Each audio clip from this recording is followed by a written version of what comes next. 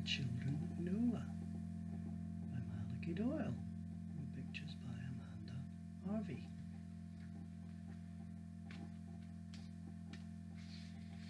A long time ago, before you were born, or your grandmother was born, or your grandmother's mother before her, in a land far away lived Olin.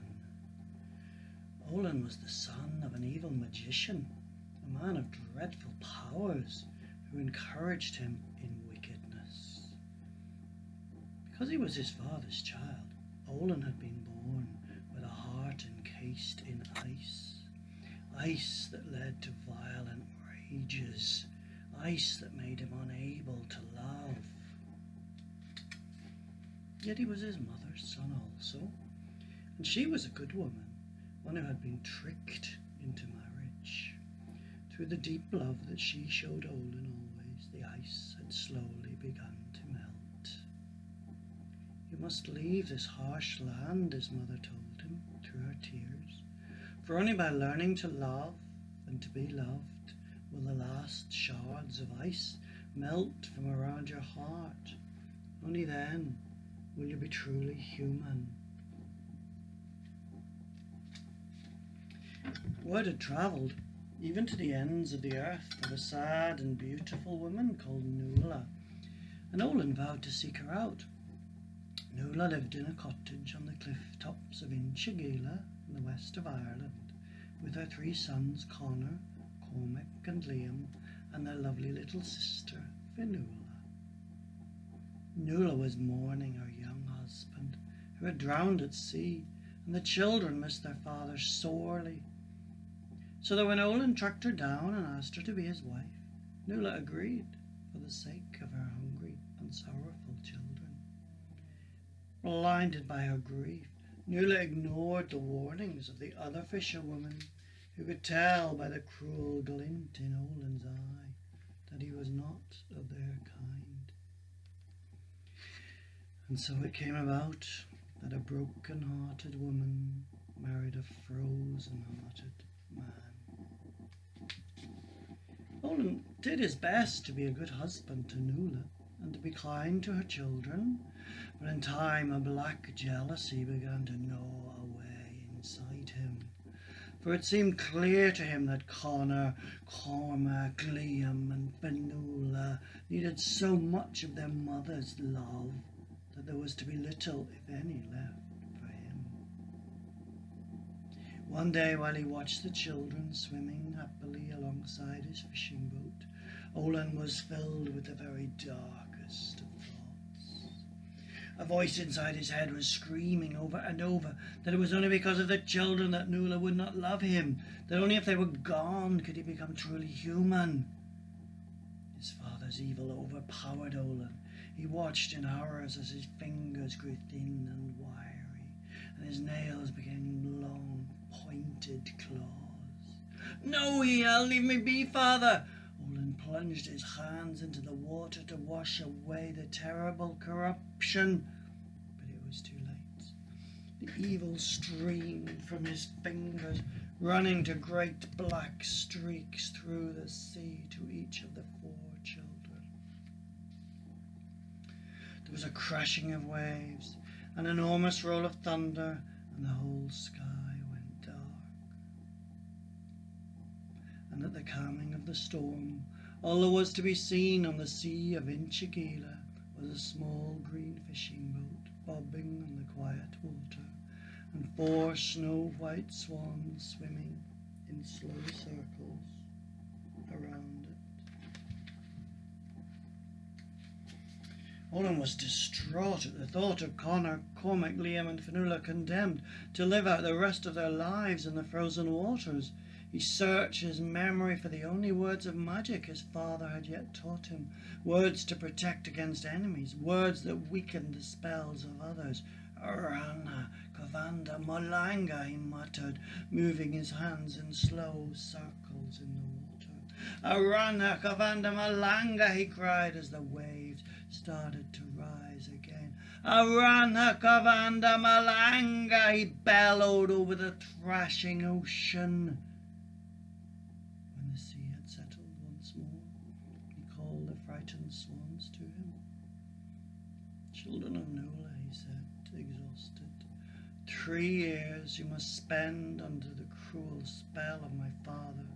1 year as swans, a second as blackbirds, and a third as ducks. Only then will you regain your human form. Until that day, farewell." All Olin could bring himself to tell Nuala was that her children had been lost in the dreadful storm. Heartbroken, she spent every day thereafter frantically scouring the coastline for news of them. Many times, however, as she rested wearily by the water's edge, 4 beautiful swans would glide towards her. The smallest one would nestle up close and wipe away her tears with its wing. Olin followed Nuala one day. Seeing her with the swans, he felt the envy rise inside him once more. He tried to force it away, but hour by hour it grew. Olin knew then that he and Nuala must leave Inchigeela to prevent him from causing more pain. He hoped also that by their leaving she might forget the children for a time. For while she still grieved so bitterly, he knew she would not grow to love him enough. He took her away, far away to the plains of Kildare. But even there he did not have Nuala to himself, for at first light each morning 4 blackbirds would come to sing outside her window, returning by evening to sit in the boughs of the crabapple tree and serenade her to sleep. All 4 had a song more melodious than any to be found in the whole kingdom of birds, but the smallest sang in a way that touched Nuala's heart with sorrow and with joy alike.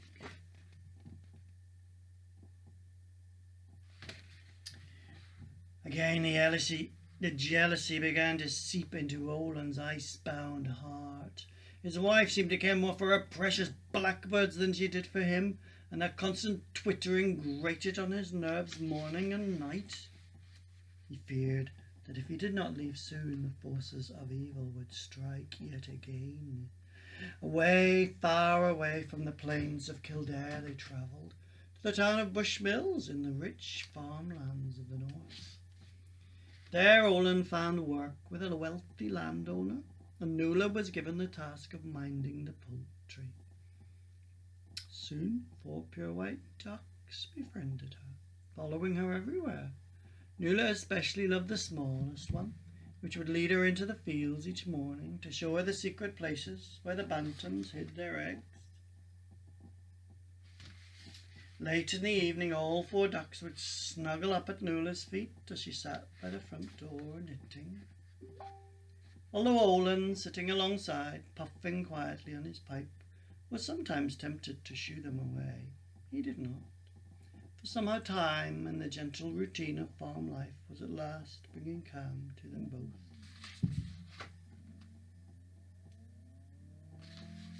And within Nuala grew the knowledge, stronger by the hour, that her children were safe and well, and that one day they would return. One night there was a fierce storm. Nuala lay awake worrying about her beloved ducks. Torrential rain lashed against the window and great flashes of lightning hit the sky.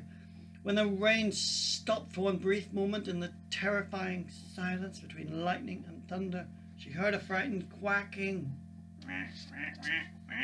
Olin beside her was also unable to sleep, tortured by the memory of another storm.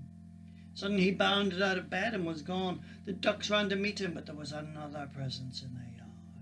An evil presence. "Olin," cried his father, "you cannot hide from me any longer. I have come to take you home." "No, father," yelled Olin, "I will not return." "But you must," replied his father, wincing. "I am growing old. My powers are fading. I have to pass them on to you before it is too late." "Be gone, old man," cried Olin above the raging storm. "I do not want your evil powers. This is my world now. My place is here with Nuala, who I love." The evil magician knew then that he had lost his son forever.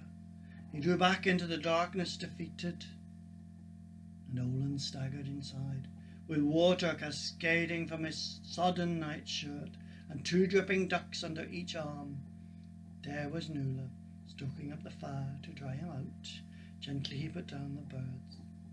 "I love you, my Nuala," he gasped. "And I love you, Olin," said Nuala, holding him close.